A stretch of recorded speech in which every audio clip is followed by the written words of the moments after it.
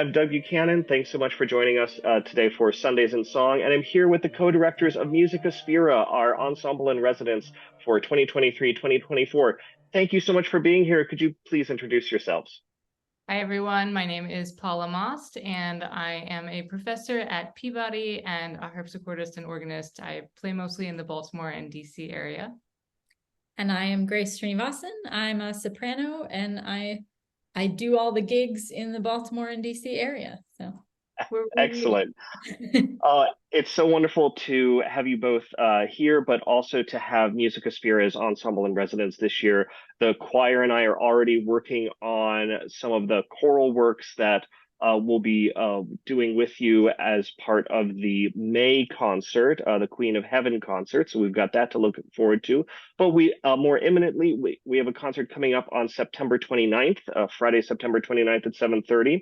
I was wondering if we could talk a little bit about Musica Spira in general and your mission and what sort of repertoire you do, and then also what's going to be on that concert and what will be featured on Friday, September 29th. Sure. Well, as an ensemble, Grace and I put together programs every season that focus on the variety of roles that women had in the 17th and 18th centuries in musical life. And so we have programs about women who were composers, women who were performers, and women who were patrons of the arts. And we talk about through our programming all of the different ways that women were really actively involved in the rich musical traditions of the past. A lot of times music history is told solely through the perspective of men, either as composers or performers or consumers of music. And so we've been, of course, very interested in the woman's point of view and all of the contributions that women made during that time period, which ties in directly to our program on September 29th at St. David's.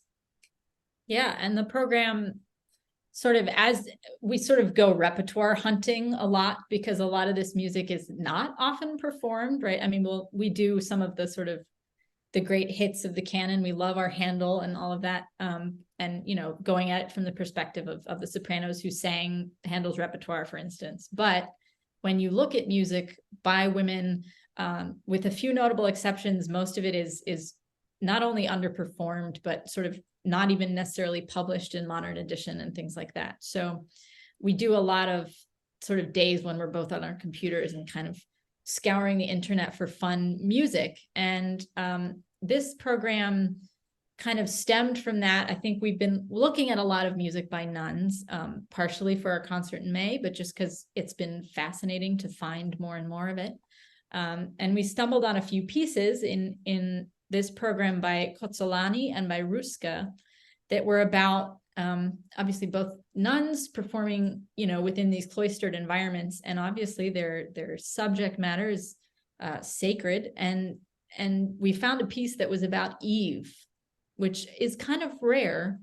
You sing a ton about Mary, and some of these pieces are about Mary, but you don't often sing about Eve. And it kind of led us down this idea of putting a program together that focused on biblical women in general. So not just Eve and Mary, but also Anna, and in the Old Testament, Esther. And De la Guerre has a beautiful cantata that tells the story of Esther. So once we kind of came up with that idea, the program kind of appeared very quickly because there's so much beautiful music.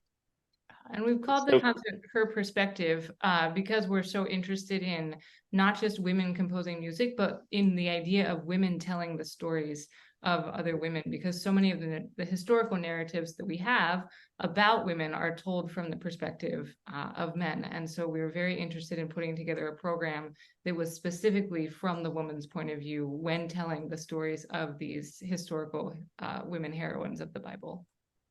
I think this is going to be a really, really fascinating program. There's so many different elements that obviously align with your vision, but are just, as you're talking about, are it's not that they're untold, but it's that we're unfamiliar with them within the current framework of what we're doing when we're thinking about music, when we're consuming music, in terms whether in the academy, in church, in the concert hall, to realize that these pieces exist, just like you're talking about, that they were there, they were performed, and they were shared in these communities, particularly in sort of monastic settings for nuns, that would have been shared within tight-knit, meaningful communities. I think this will be really interesting to see this brought to life. Just one last thing, Paula, I was wondering if you could talk a little bit about how this also plays in with your expanding the canon work as a theorist and as a teacher, though, just because those are resources that I know I've used when I'm teaching, and have certainly been things that many people have bounced off of as we continue to do this work of expanding the canon. Sure. Actually, one of the pieces on the program is a harpsichord sonata by Elizabeth Turner that I will be playing. And what was so interesting to me about finding that collection of harpsichord sonatas is that when I was looking for those pieces, I wasn't looking for new harpsichord repertoire for myself to play, although now I've learned all of her sonatas and I'm working on recording them, but I wasn't looking for that. I was actually looking for my website for an example of the descending thirds sequence to use by a woman composer or by a composer of color from before 1900.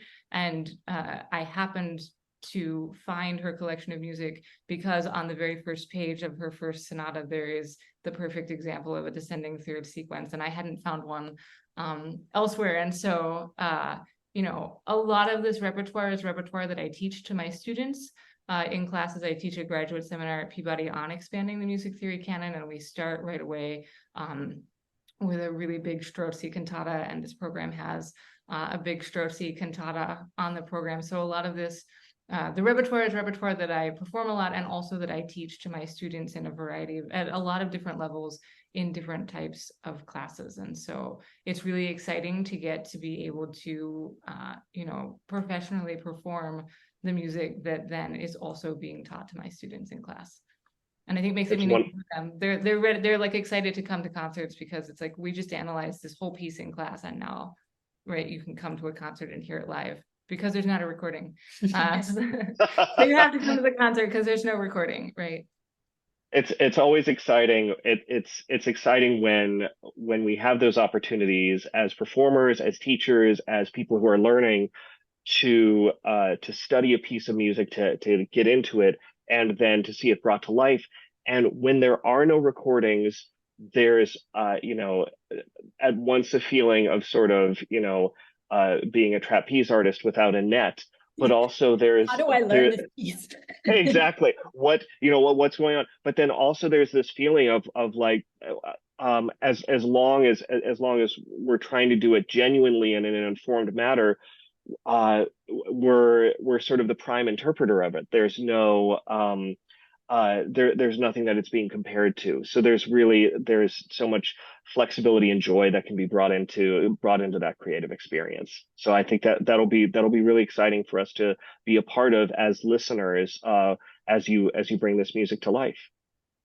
Absolutely. We're really excited about the concert and excited to share a lot about, in the concert, we're excited to share a lot with the audience about the lives of the women who were writing the music, because they also had really, all of them had really fascinating life stories that sort of, you know, go along with how they were able to subvert gender norms and expectations and standards to be able to produce all of this really incredible repertoire. Yeah. Absolutely, and that's something that we see having to be done across different fields and throughout different centuries as women push to have their voices and their works shared with the wider world. So, and I'm glad that you'll be able to do that this coming Friday, September 29th at 7:30. Paula and Grace, thank you so much for taking some time out of your day talking about the work of Musica Spira and this concert that's coming up. I really appreciate it. Thanks for having Thank us. you. See you at the concert.